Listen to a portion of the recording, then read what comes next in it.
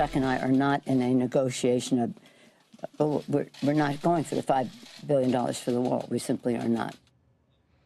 Now that Democrats have won control of the House, did President Trump's last best chance at getting that wall already slip through his fingers?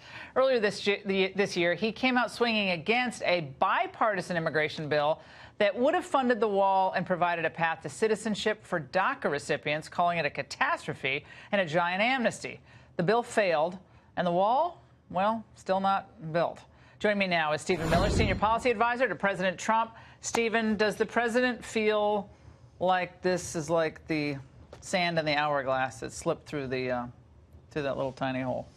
Not at all. First of all, the bill that you mentioned in the lead-in would have, in fact, been a total catastrophe and gutted interior enforcement permanently forever.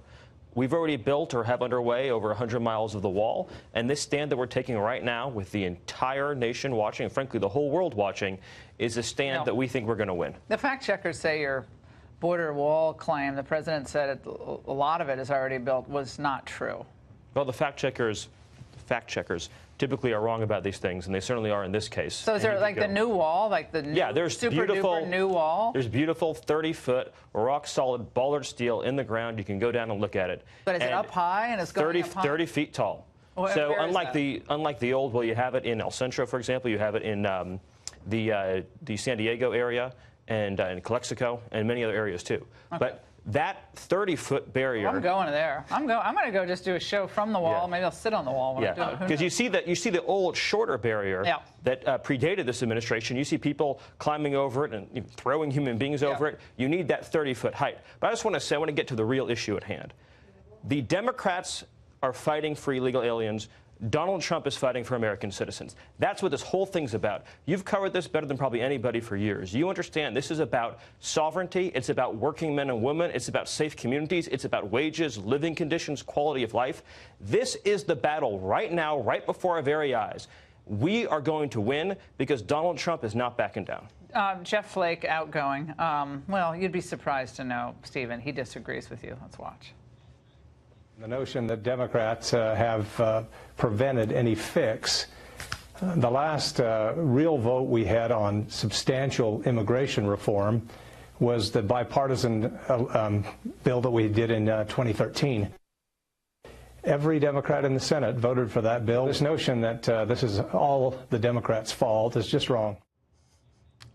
Is that true? I mean, do Republicans deserve some blame here? I mean, we have a lot of Chamber of Commerce type Republicans. I just had a guy from Cato on. He's a nice guy, but they don't want any border. They don't want any enforcement down there. They want the cheap labor. They want a glut of workers so that wages stay down. Now we have a dearth of blue-collar workers, and wages are going up.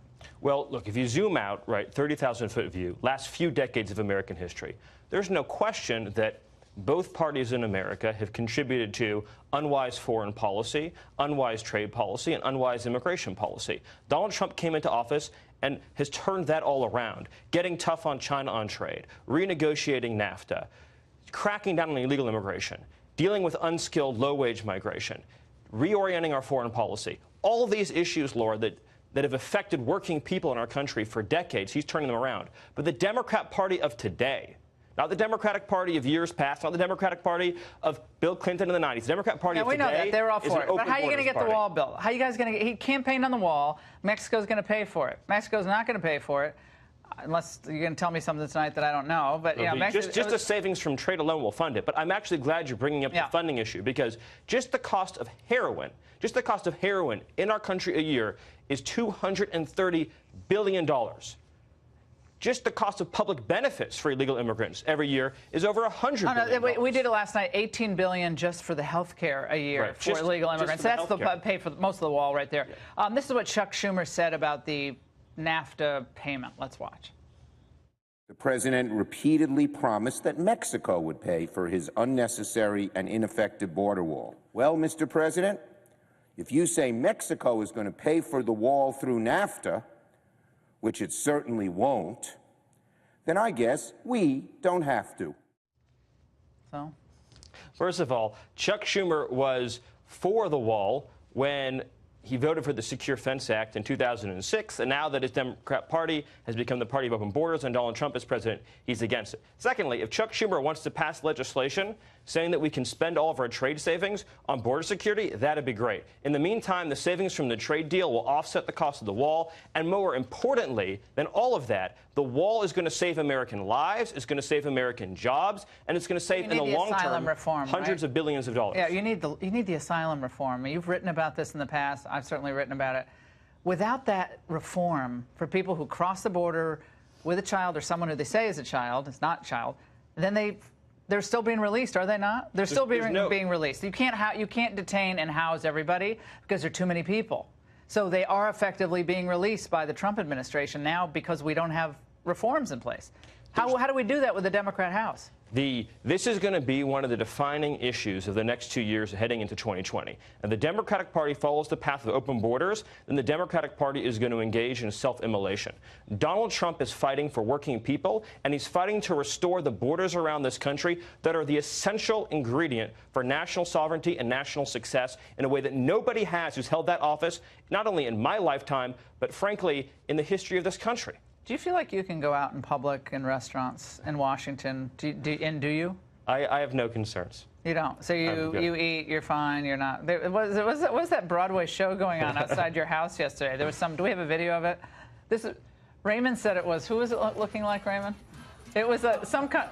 Well, it was like. Was it La Cage aux Folles or was it? I don't know. Who's paying these people? This was just. And you weren't even there. I mean, but.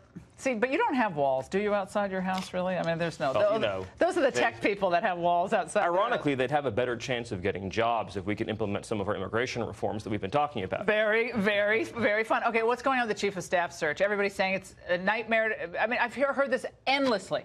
It's a nightmare in the White House. The spirit is bad. Everyone's depressed. They said that a year ago. They said that almost 2 years ago. Number one, what is the spirit in the White House? The spirit is wonderful. Not only the wonderful spirit of this sacred Christmas season, but also the wonderful spirit of getting to work for a leader who is fighting for everyday, ordinary citizens, just regular families in every part of this country. You did your segment on opportunity zones earlier. African American, Hispanic American, people who don't have powerful lobbies, powerful special interests, who don't have representation in big international organizations or on boards of corporate companies and large multinational businesses. Just everyday people in this country now have a champion in the White House. And getting to work for a president who fights every day for just normal, everyday citizens is a privilege beyond words. And all the people I work with feel the same way. They're going to focus on the 7-year-old who, this horrific story, migrant girl who died from dehydration after being, brought into the country, or her parent brought her. She died. The left will focus on that as if that's Republicans' fault for our believing in a border. That they play the emotion game, and oftentimes we play the fact game. Facts are very antiseptic. Emotional stories sell the case. Immigration is an emotional issue, and it ought to be an emotional issue because it affects people's lives. And if you want to stop the horrors on the northward trek, the rape that occurs, the abuse that occurs, the physical assault, and the death that occurs, then for the love of God, fund the border wall. Stephen, Chris Christie, Chief of Staff, that's what we're hearing tonight. Could be him. Any comments? I'm not going to make any news on the Chief of Staff announcement, but whoever the president chooses is going to be somebody who shares his vision, who's going to work hard to implement it, and who's going to be a great selection. Stephen, thanks for being with us. Have a great holiday season.